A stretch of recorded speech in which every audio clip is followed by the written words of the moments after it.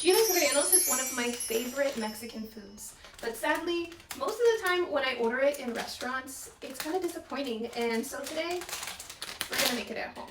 The first thing that I'm gonna do is char these poblano peppers. That's so that I can easily remove the skin.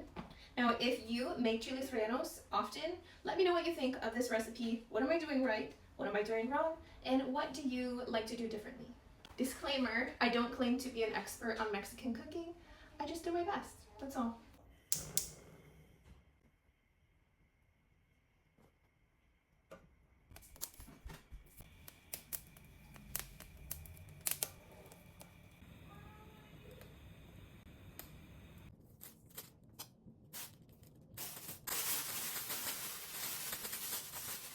Now for the salsa. So I have my blender here and I'm adding in some tomatoes. Typically Roma tomatoes would be used, but I had some tomatoes from the garden that I really need to use. So I'm just gonna use what I have. Also, I've got a little bit of onion, garlic, a fried corn tortilla. I'm also adding several super chilies. You can add whatever chilies you want, but these are what I have. They're also from the garden, so I'm just gonna use them. And they're very delicious, by the way.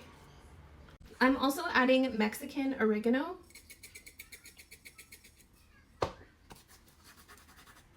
And some cumin. I'm gonna add some chicken broth to thin this out.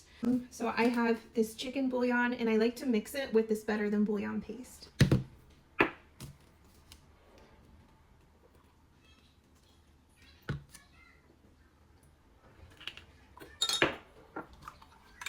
I'm starting with only 1 cup for now. I'm gonna see how the consistency is, and if I need to thin it out more, I can add more. I almost forgot to add the pepper. I'm gonna blend this until it's smooth. Now I have a Vitamix blender. It does a phenomenal job at making things very smooth. If you don't have such a high-powered blender, you may want to strain your sauce.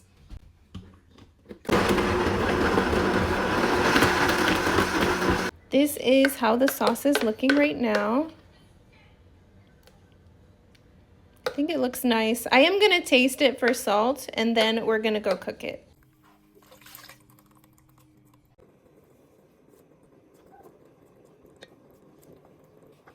It's time to prep the peppers. This is one of those things that it's not fun, but it has to be done. They've been steaming in here and just, I don't know if you can see. I might have to change my camera angle so you can see better, but I'm just scraping off that burnt skin.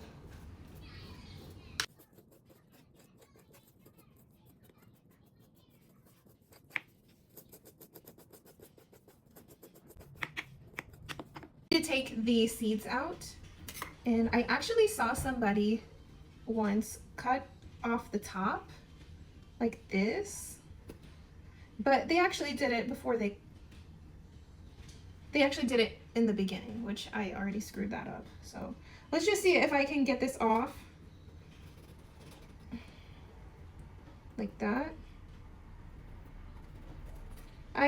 Usually they just cut a slit in the side, but I do want to see how well this trick works. What are you doing?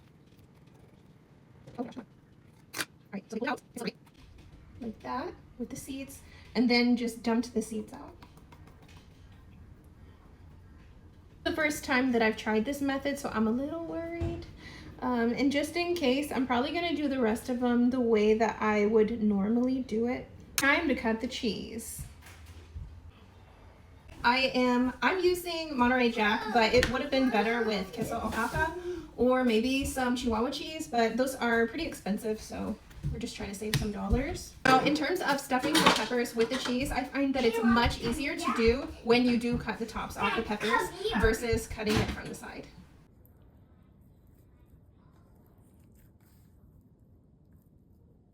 Next, I'm going to take the peppers and roll them in some flour. And I do believe, correct me if I'm wrong, that the purpose of this is to help the batter stick to the peppers. So, like that, but better.